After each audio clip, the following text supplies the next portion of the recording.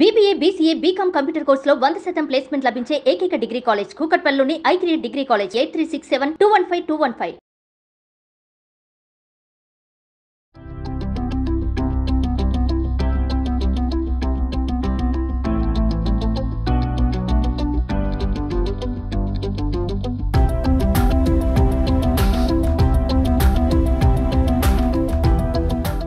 నమస్కారం. రకరకాల రోటి పచ్చళ్ళు చేసుకుంటున్నాం. ఇవాళ క్యాబేజీ పచ్చడి చేసుకుందాం.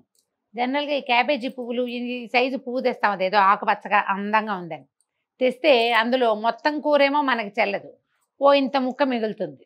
దాన్ని ఫ్రిడ్జ్లో పెడితే 2 రోజుల్లో వాడిపోతుంది. చాలామంది ఆ చివరి ముక్కని పారేస్తారండి. 5-6 రోజులు ఉండిపోతుంది, తర్వాత బోడి మొహంలో అవుతుంది, బాగోలేదు డ్రైగా ఉందని పడేస్తాం. అలా చేయకుండా మన దగ్గర 2 పద్ధతులు ఉన్నాయి. ఒకటి, ఈ రోజున క్యాబేజీ కూర చేసుకుని ఆ పావు ముక్కని మర్నాడు పప్పులో వేసి క్యాబేజీ కూటు చేసేయచ్చు. లేదా ఏ రోజు క్యాబేజీ కూర చేస్తామో ఆ పావు ముక్కతోటి చక్కగా పచ్చడి చేసుకోవచ్చు. పొద్దుటికి బాగుంటుంది, పొద్దున అన్నంలోకి బాగుంటుంది, రాత్రి చపాతీల్లోకి కూడా చాలా బాగుంటుందండి. రాత్రిపూట రొట్టెలు చేసుకునేటట్టయితే ఆ పావు ముక్క ఉంచుకుని ఒక టమాటా యాడ్ చేస్తే పచ్చడి ఎంత హాయిగా ఉంటుందో. ఇప్పుడు నేను టమాటా వేయకుండా చేసే పద్ధతే చేసిన, టమాటాలు వేసి కూడా చేసుకోవచ్చు. సన్నగా పొట్టుగా తరిగి పెట్టుకోండి క్యాబేజీని. ముందు తాలింపు పెట్టుకుందాము. కొంచెం నూనె వేయాలండి, లేకపోతే బాగుండదు, చప్పగా ఉంటుంది అండ్ బాగా ఉడకదు కూడా. ఒక మూకుడు పెట్టి ముందు తాలింపుకి 1 స్పూన్ నూనె వేసుకుందాం. మొదట దీంట్లోకి ఎండుమిర్చి, పచ్చిమిర్చి 2 వేసుకోవచ్చండి. మనం ఈ క్యాబేజీ తరిగినప్పుడే చిన్న చింతపండు ఇంత, ఉసిరికాయ ఇంత, ఇప్పుడు మనం ఇది ఎంత వేసాము, పావు కిలోకి కొద్దిగా తక్కువే ఉంది. దీంట్లోకి ఒక ఉసిరికాయ ఎంత, నిమ్మకాయ ఎంత పట్టదండి, పెద్ద ఉసిరికాయలు ఉంటాయి, పచ్చడి ఉసిరికాయలు, ఆ ఉసిరికాయ అంత చింతపండుని కడిగేసి పక్కన పెట్టుకోండి. ఈ పచ్చడిలోకి మెంతులు దాదాపుగా ఏమిటో ఒక తోచంతనం, ఆ మెంతి వాసన ఇష్టంతో 2 గింజలు ఊరికే అలా వేస్తానంతే, అసలు వేయకపోయినా పర్వాలేదు.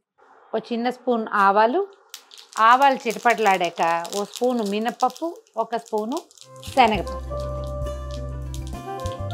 కొంచెం జీలకర్ర కూడా వేసుకోవచ్చండి. పంచకోళ్ళ కషాయం బాగానే ఉంటుంది ఏం వేసినా కూడా. ఈ ఆవాలు అవి నల్లబడే లోపల ఒక 7-8 అట్లా ఎండుమిర్చి,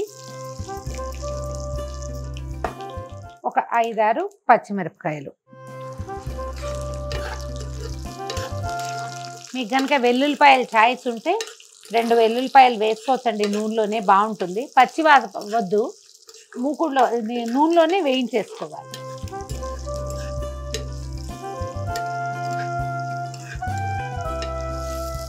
కొంచెం ఇంగు వేస్తాను, ఇంగు లేకుండా వెల్లుల్లిపాయలు వేసుకున్నా కూడా బాగుంటుంది. పోపు వేగిపోయింది, కొద్దిగా పసుపు వేసి తీసేద్దాము. మళ్ళీ మూకుడు పొయ్యి మీద పెట్టుకుని 1 స్పూను 2 స్పూన్ల లోపల నూనె వేయటము. క్యాబేజీ తరిగి పెట్టాం కదా, కొద్దిగా ఒకసారి నీటిలో వేసి కడిగేసి ఆ తడి క్యాబేజీని కనుక నూనెలో పెడితే తొందరగా మగ్గిపోతుంది.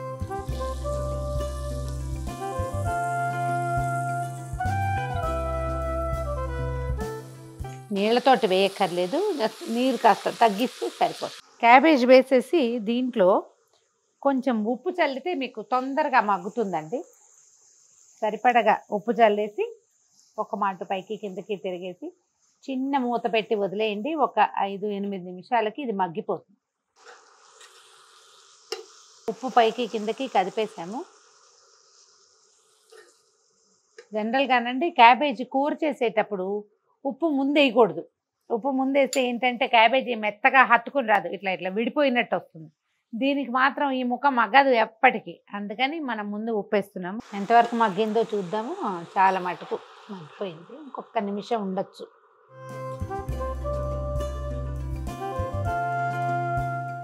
కొద్దిగా తడుంది, మూత తీసి వదిలేస్తే ఈ తడి ఎగిరిపోతుంది, మనం పచ్చడి రుబ్బేసుకోవచ్చు. క్యాబేజీ బాగా మగ్గిపోయిందండి, మనం వేసిన నూనె కనిపిస్తోంది, పైన మెరుస్తోంది కదా, ఇంకా ఆపేసేయచ్చు దీన్ని. టమాటా రాత్రిపూట రొట్టెల్లోకి అయితే దీంట్లో ఒక 2 మంచి టమాటాలు చక్కగా చిన్న ముక్కలు తరిగి పెట్టేసేయండి, అది మగ్గిపోతాయి కదా. టమాటాతోటి కలిపితే రొట్టెల్లోకి చాలా హాయిగా ఉంటుంది తినడానికి. ఇంచుమించు కూరలాగానే ఉంటుంది, కానీ పచ్చడి టేస్ట్. ఈ లోపల తాలింపుని నూరేసుకుందాం మనము.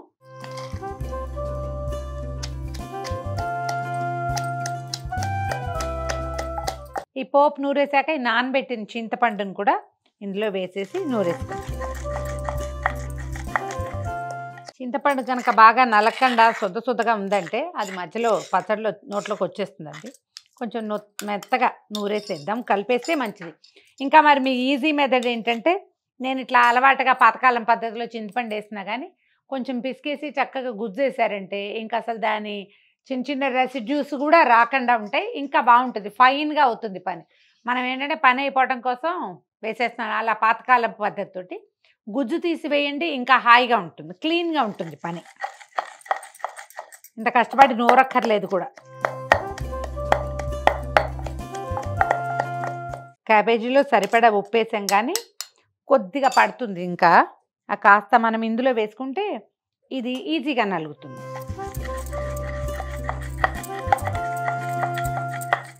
ఈ చల్లారిపోయిన క్యాబేజీని కొంచెం కొంచెం వేసి దంచేద్దాము. మీకు చాయిస్ ఉంటే కొంచెం ఫ్రెష్ కొత్తిమీర కూడా రోట్లో వేసి దంచేసేయండి, వాసన బాగుంటుంది. సన్నగా తరిగి పైన కలుపుకున్నా కూడా బాగానే ఉంటుంది. దంచితే ఏదో జ్యూస్ బయటకు వస్తుందని అనిపిస్తుంది అనమాట. ఉప్పు సరిపోయిందో లేదో చూసుకొని రోట్లో ఉండగానే చూసుకుంటే ఏంటంటే మనం కలిపి మళ్ళీ ఈజీగా దంచుకోవటానికి బాగుంటుంది. టేస్ట్ చూసుకొని తీసేసుకుందాం పచ్చడి. మంచి వేడి వేడి అన్నంలో నెయ్యి వేసుకుని క్యాబేజీ పచ్చడి కలుపుకొని తిని చూడండి, ఎక్సలెంట్గా ఉంటుంది. దీన్ని మిక్సీలో కనుక వేసేసారంటే ఈ క్యాబేజీ భావకం కూడా కనపడుతుంది, అదేం పచ్చడో జనాలు తెలుసుకోలేరు కూడా. మీకు ఇందులో ఇంకొక చిన్న వేరియేషన్ ఏంటంటే కొంచెం తాలింపులో నువ్వులు కూడా వేస్తే ఎక్సలెంట్గా ఉంటుంది. నువ్వు పప్పు దొరుకుతుంది కదా, పచ్చి నువ్వులు కాకుండా నువ్వు పప్పు దొరుకుతుంది, ఆ పప్పు కనుక వేస్తే ఎంతో బాగుంటుంది. ట్రై చేసి చూడండి.